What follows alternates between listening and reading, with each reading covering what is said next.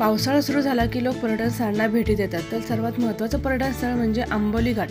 तर पश्चिम महाराष्ट्रातील हा आंबोली घाट यालाच चेरापुंजी असेही म्हटले जाते। तर हा आंबोली घाट 12ही महिने हिरवागार असतो। पावसाळ्यात आंबोली घाटामध्ये पर्यटकांची खूप गर्दी असते। तिथे असणारे वॉटरफॉल, घनदाट जंगल यासाठी हा आंबोली घाट प्रसिद्ध आहे।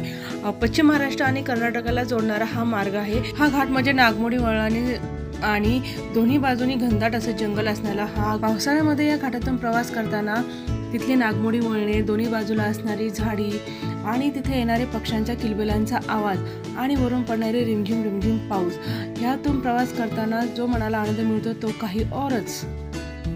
येथील दाट जंगले, येथील दऱ्या खोऱ्या आणि यातून प्रवास करताना जो आनंद असतो तो काही वेगळाच असतो। तर या पावसाळ्यामध्ये तुम्ही एकदा नक्की भेट द्या आंबोली या पर्यटन स्थळाला।